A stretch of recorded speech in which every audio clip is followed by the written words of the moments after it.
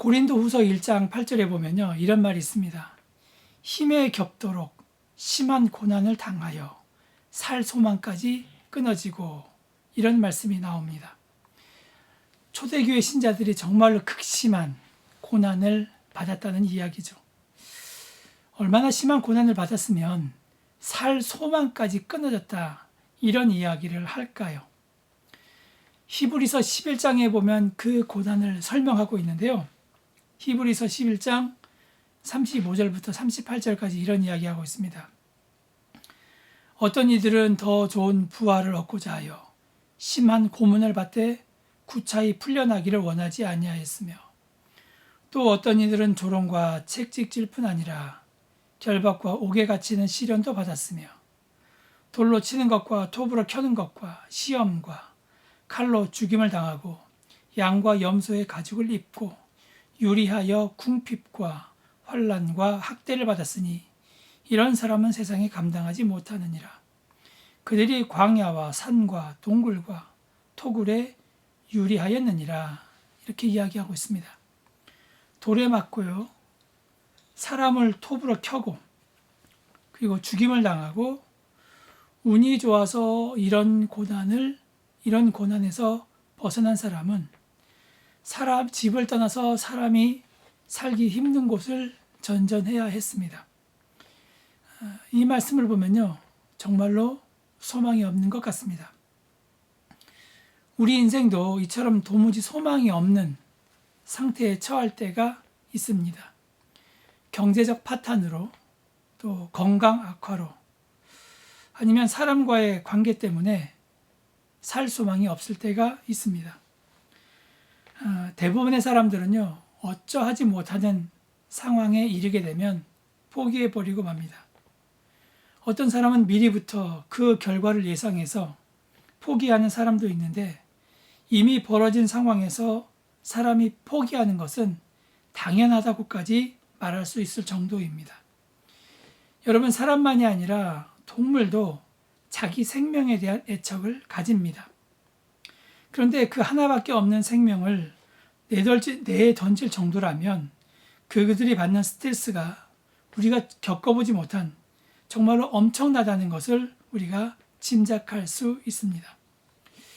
제가 처음에 서두를 이렇게 조금 부정적이고 암울하게 시작하지만, 여러분, 재판 판결문을 혹시 보신 적 있으면요, 처음에 부정적이 나오면 그 결과는 긍정적이고요, 처음에 긍정적이 나오면 그 결과가 부정적일 경우가 많습니다.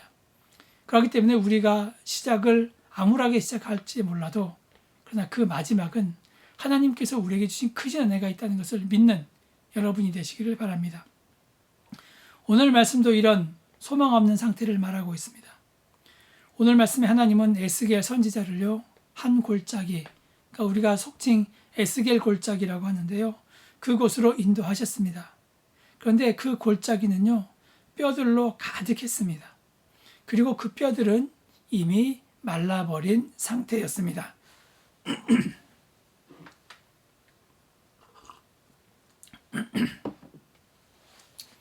뼈가 말랐다는 것은 생명의 기운은요, 조금도 없다는 말입니다. 이미 모든 것이 끝나버린 상황이고 더 이상 소망을 찾을래야 찾을 수 없는 상황입니다. 우리가 읽지 않았지만요, 11절 말씀을 보시면, 또 내게 이르시되 인자야, 이 뼈들은 이스라엘 온 족속이라. 그들이 이르기를 우리의 뼈들이 말랐고 우리의 소망이 없어졌으니 우리는 다 멸절되었다 하느니라.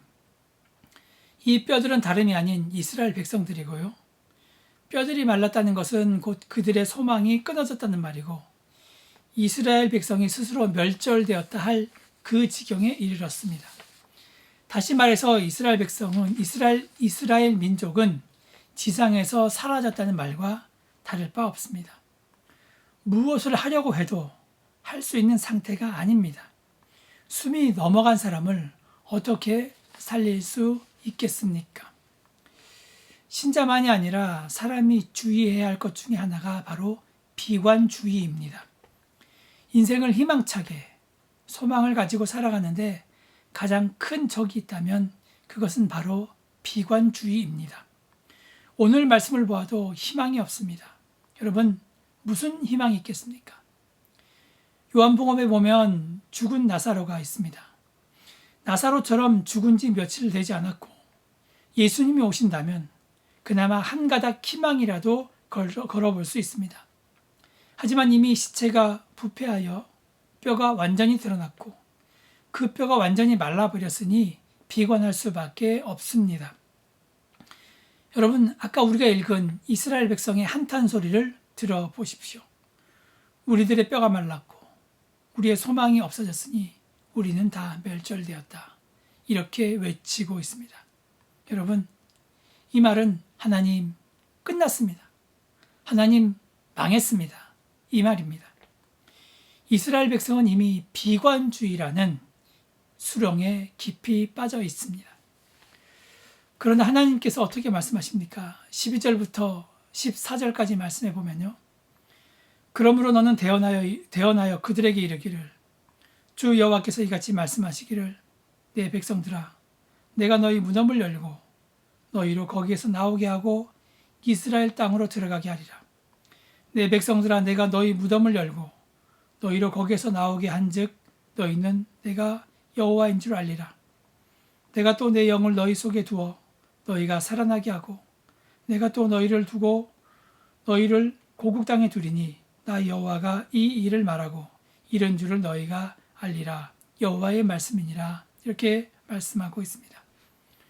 사람은 끝이라고 망했다고 탄식을 외치고 있지만 하나님은 끝이 아니라 말씀하고 있습니다. 살 수 있고 반드시 살아야 한다. 이렇게 이야기하고 있습니다. 이미 말라버린 뼈같이 되어버린 민족, 희망이 없는 인간일지라도 하나님은 절대로 포기하지 않으십니다. 뼈들이 많으면 많을수록요, 사람들은 정말 끔찍해합니다. 하지만 하나님의 눈에는 다르게 보입니다. 하나님에게는 그 뼈들이 우리를 무섭게 하는 뼈들이 아니라 하나님의 사명을 감당할 하나님의 군대로 보입니다. 그래서 에스겔 선지자에게 뼈들을 보며 하나님은 묻습니다. 3절입니다. 인자야, 이 뼈들이 능히 살 수 있겠느냐? 그때 에스겔이 어떻게 대답합니까? 주 여호와께서 아시나이다. 에스겔은요, 살 수 있다고도 또 살 수 없다고도 말하지 못합니다. 그는 낙관론도 비관론도 펼칠 수가 없었습니다. 하나님의 능력으로 보아서는요, 살 수 있습니다. 그렇게 말하고 싶습니다. 그런데 그러기에는 뼈가 너무나 말라버렸습니다. 그래서 살 수 없다고 말하고 싶지만 그러면 너무 믿음 없는 사람처럼 보일 것 같습니다. 이러지도 저러지도 못하는 에스겔 선지자의 대답입니다. 이 대목에서 신자가 분명히 해야 할 것이 있습니다. 우리는 할 수 없지만 하나님은 할 수 있다는 사실입니다. 다윗을 보십시오. 골리앗 앞에 섰습니다. 다윗은 사람과 칼을 들고 죽이는 싸움을 한 번도 해본 적이 없는 사람입니다. 상대가 너무나 강력하기에 비관할 수 있습니다. 그러나 다윗은 비관주의자가 되지 않습니다. 골리앗 앞에 선 다윗을 보십시오. 사무엘상 17장 45절부터 47절에 이렇게 이야기합니다.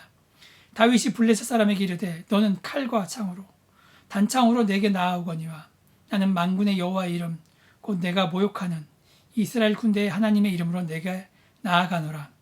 오늘 여호와께서 너를 내 손에 넘기시리니 내가 너를 쳐서 내 목을 베고 블레셋 군대의 시체를 오늘 공중의 새와 땅의 들짐승에게 주어 온 땅으로 이스라엘에 하나님이 계신 줄 알게 하겠고 또 여호와의 구원하심이 칼과 창에 있지 아니함을 이 무리에게 알게 하리라. 전쟁은 여호와께 속한 것인즉 그가 너희를 우리 손에 넘기시리라. 이렇게 이야기하고 있습니다. 다윗은 비관할 상황에서요, 비관은커녕 오히려 기세등등하고 있습니다. 여러분, 이것이 바로 신자입니다. 이런 모습이 신자의 자세입니다.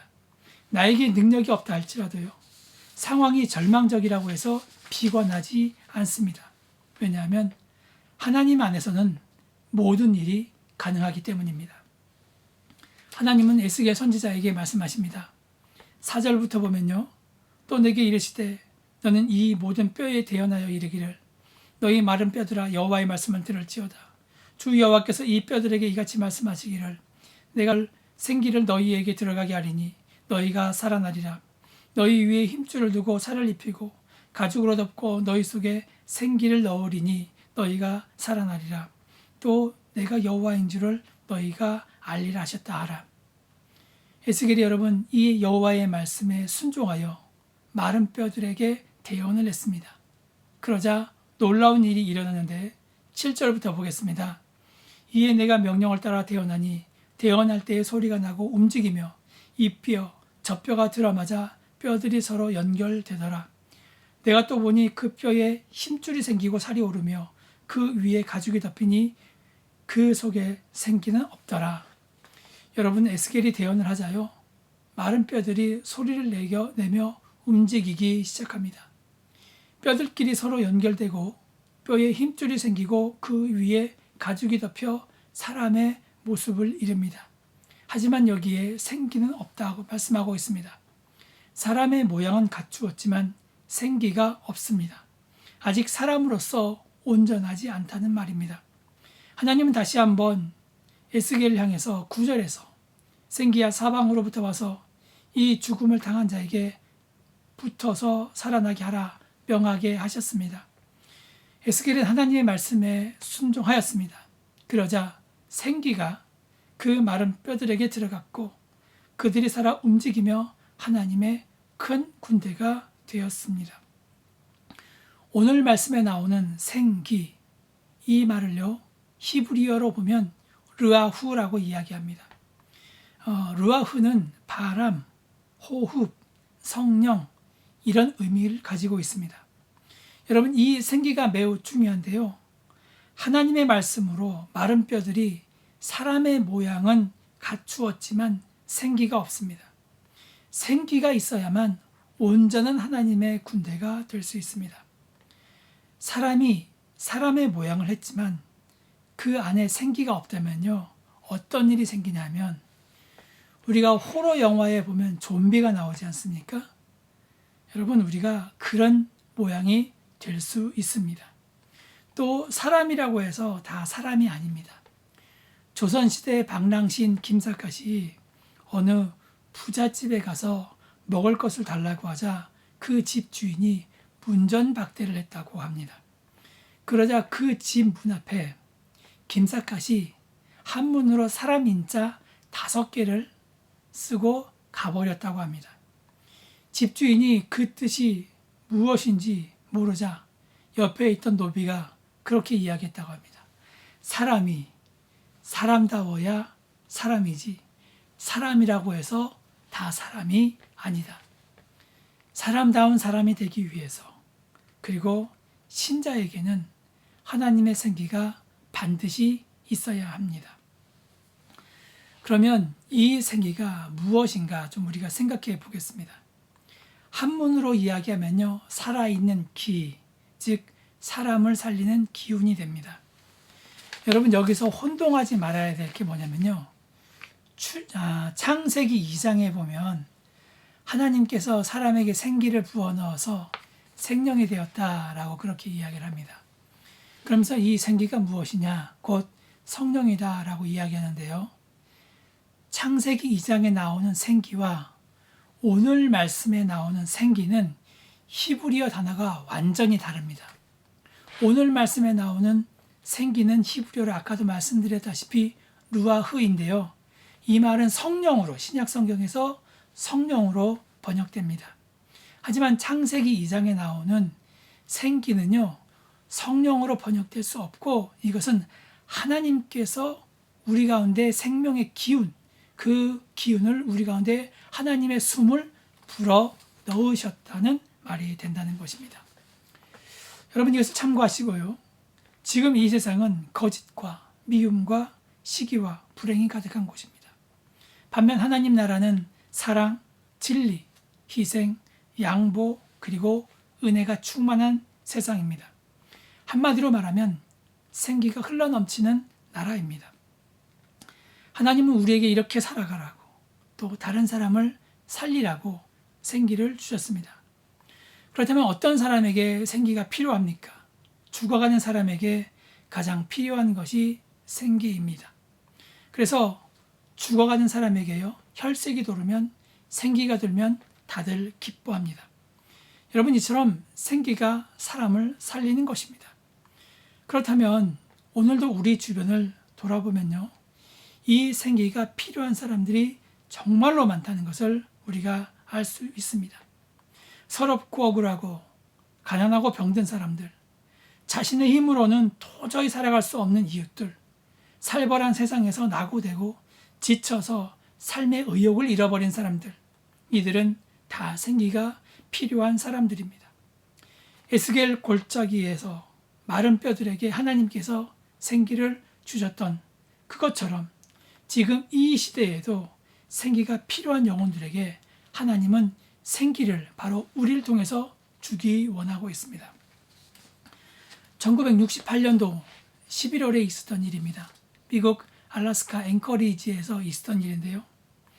당시 23이었고 임신 5개월이었던 여 간호사 레오 하몬이라는 여인이 있었습니다. 이 여인이 병원에 출근하다가 큰 교통사고를 당하게 됩니다. 구조대원이 그녀를 차에서 꺼냈을 때는요, 거의 죽은 사람이나 마찬가지였다고 합니다. 급하게 그녀가 근무하던 병원으로 후송되었고요. 동료들은 그 레오 하몬이 동료였기 때문에 사람들은 최선을 다해서 치료를 했고 겨우 목숨을 건질 수 있었습니다. 하지만 사고로 인해서 뱃속의 아이는 이미 사산되었고요. 그리고 얼굴의 3분의 1이 날아갔고 거의 모든 이가 빠진 상태였다고 합니다. 여자로서 얼마나 힘든 상황이었겠습니까? 그런데 그녀를 더 힘들게 한 것이 남편이었습니다. 이후 그녀는 남편에게 버림받았습니다.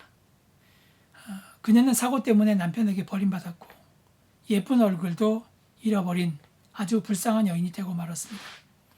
사고 후에 이 여자의 외모가 어느 정도냐면요, 그가 퇴원해서 집에 있을 때 걸스카우트 회원이 자선 모금 활동으로 쿠키를 팔려고 그 집에 들어갔다가 그 여자의 얼굴을 보고 놀라서 도망까지 갈 정도로 그렇게 끔찍한 모습이었다고 합니다. 사람에게 한 가닥 희망이라도 있다면 없는 힘이라도 내겠지만 레오 하몬의 삶은 살 소망이 없는 삶이었고 이런 삶은 살아도 사는 게 아닙니다.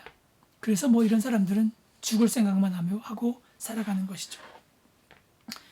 레오 하몬이 자신에게 닥치는 운명을 저주하고 몸부림치면서 Why me God? 하나님, 왜 나에게 이런 시련을 주십니까? 라고 외치며 기도했습니다.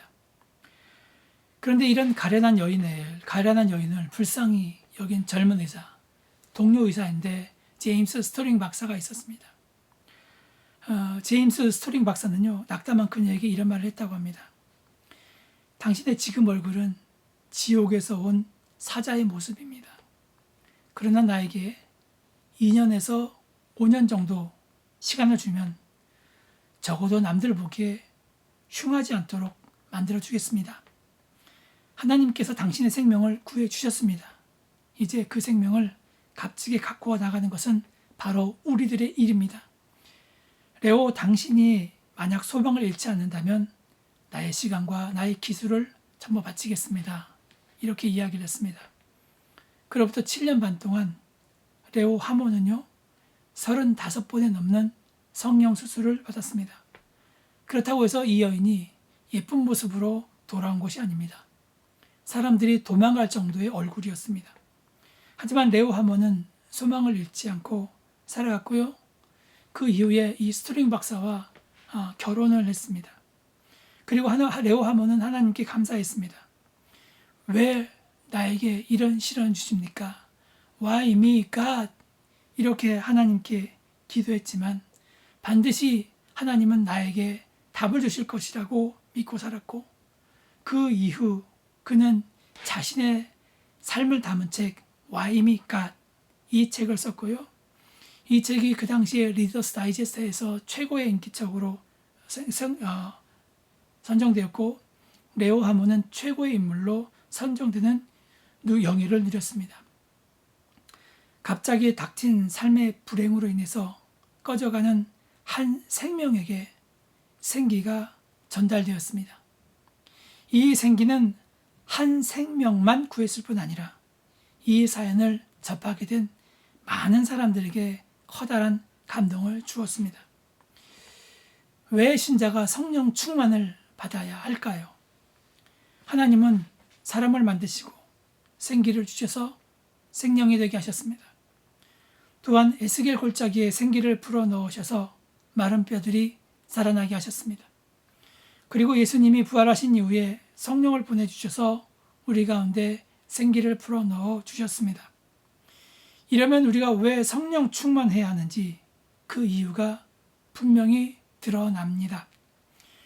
우리 삶에서도 사람을 살리는 역사가 일어나기를 하나님께서는 희망하신다는 것입니다.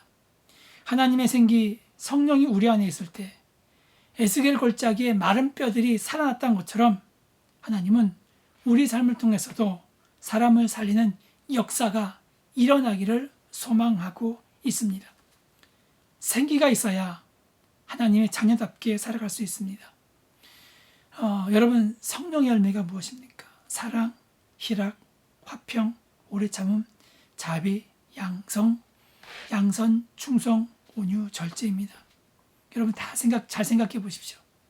이 성령의 열매는요, 모두 다 생기를 불어넣는 그런 요소들입니다.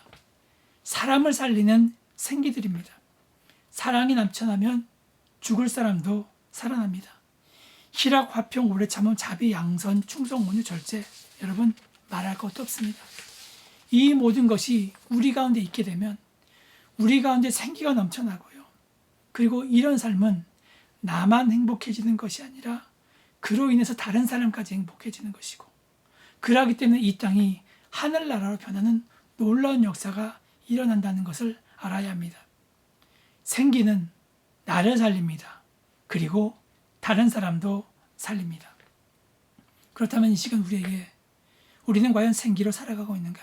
아니면 생기와 정반대인 살기로 살아가고 있는가? 여러분, 이것을 생각해 보시기 바랍니다. 아무도 장담할 수 없는 험난한 인생을 우리 모두 살아가고 있습니다. 언제 내게도 불행한 일이 닥칠지 알 수가 없습니다. 여러분, 그렇다면 어떻게 살아야 할까요? 우리는 생기를 나누는 인생이 되어야 하지 않겠습니까? 내가 생기를 베풀었을 때, 내가 힘들고 어려웠을 때 그 생기는요, 여러분 반드시 저에게 돌아온다는 것을 알아야 합니다. 우리가 보험도 듣는데 이런 생기 나누지 못하겠습니까? 그렇기 때문에 여러분, 우리는 남을 도와야 하고 우리는 성령 충만을 받아야 하는 이유가 여러분 우리 가운데 있다는 것을 분명히 알아야 하고, 하나님께서 그래서 우리에게 생기를 주셨습니다. 그래도 다행인 것은요, 아직 이 세상은 뼈가 말라버린 상태는 아니라는 것입니다. 코로나 바이러스가 무섭긴 합니다. 하지만 과학자들이 열심히 백신을 만들고 있습니다. 아마 빠르면 내년 안으로 이 백신이 보급되지 않을까, 그런 생각도 해보게 됩니다. 그리고 나 자신, 우리 가정을 보면 아직 뼈가 말라버릴 정도는 아닙니다. 여러분, 오늘 말씀과 비교해 봐도요, 우리 상황은 훨씬 낫습니다. 여러분, 그러하다면 최소한 우리도 스토링 박사처럼 될 수 없을지 모르지만 그래도 우리가 여러분 최소한의 생기를 나누며 살아가야 하지 않겠습니까? 그래서 여러분, 다시 한번 우리를 돌아보시기 바랍니다. 나는 다른 사람을 살리는 생기의 사람인가? 아니면 괴롭게 만드는 살기를 사람인가? 남편의 이름으로, 아버지의 이름으로 가족들 모두 행복을 주고 있습니까? 목사, 장로, 권사, 집사라는 직분으로 다른 성도들에게 살맛나게 해주고 있습니까? 아니면 괴롭게 하고 고통스럽게 하고 상처를 주고 살아가고 있습니까? 여러분, 지금까지 내가 살린 사람이 몇 명입니까? 그리고 지금까지 내가 죽인 사람은 또 몇 명입니까? 혹시나 지금까지 나의 삶이 나만 바라보고 살았다면 여러분 이제는 이렇게 다짐하시기 바랍니다. 하나님 이렇게 살 수 없습니다. 여러분 이렇게 다짐하시기 바랍니다. 그리고 여러분 옆 사람 한번 우리 가족끼리 한번 손을 잡고요. 이렇게 한번 외쳐봤으면 좋겠습니다. 이제 내가 당신을 행복하게 해드리겠습니다. 여보, 당신 걱정하지 마세요. 오늘부터 내가 행복하게 해줄게. 자녀들에게 말하십시오. 아들아, 딸아, 나만 믿어라. 내가 도와줄게. 골짜기에 널려 있는 마른 뼈들에게 하나님의 생기를 부어주셨을 때 하나님의 큰 군대로 변화된 것 같이 우리의 가정, 직장, 사업장, 그리고 교회 공동체 위에 하나님의 생기가 임했을 때요. 죽어가던 사람들이 하나님의 군대가 된다는 사실을 기억하시기 바랍니다. 그리고 우리 신자는 하나님께서 우리에게 다른 사람을 살리는 생기를 주셨다는 사실을 마음에 새겨야 합니다. 여러분 이것이 우리에게 주신 사명입니다. 어두워져 가고 죄악이 더 물들어간 이 시대에 우리 모두는 이 사명을 절대로 잊지 말아야 합니다. 내가 생기를 나눠줌으로써 절망에 빠진 사람들이 살아납니다. 그리고 이 하나님께서 이 일을 기억하십니다. 이민사회가요 빡빡하고 힘이 듭니다. 그리고 세상이 어둡습니다. 여러분 그래도요 내가 다른 사람에게 따뜻한 말 한마디 주면서 생기를 나눠줄 수 있습니다. 그 힘없는 손 한번 잡아주는 걸로 그들에게 생기를 나눠줄 수 있습니다. 우산이 없어 비를 맞는 사람에게 같이 옆에 서 있어줌으로 그들에게 생기를 나눠줄 수 있습니다. 아픈 사람에게 중보기도 함으로써 우리가 생기를 나눠줄 수 있습니다. 구원으로 인도하는 복음을 그들에게 전함으로 인해서 우리가 그들에게 생기를 나눠줄 수 있습니다. 세상이 빡빡하고 힘들다고 또 세상이 어수선하다고 여러분 좌절하지 마시고 낙담하지 마시고 비관에 빠지 마시기 바랍니다. 하나님은 우리 가운데 어떤 소망을 둘지 여러분 그것은 아무도 알 수 없습니다. 이럴 때일수록 주위를 돌아보시기 바랍니다. 생기가 필요한 사람이 있는지 살펴보시고 그런 사람들에게 생기를 나눠주며 하나님의 군대로 바로 서는 축복이 우리 모두에게 있기를 주님의 이름으로 간절히 축원드립니다. 기도하겠습니다. 고맙고 감사하신 하나님, 주님의 은혜와 사랑에 감사를 드립니다. 하나님, 우리 모두 생기의 사람이 되어서 많은 사람들에게 하나님의 구원을 전하는 믿음의 사람들이 되게 하여 주시옵소서. 감사드리며 예수님의 이름으로 기도합니다. 아멘.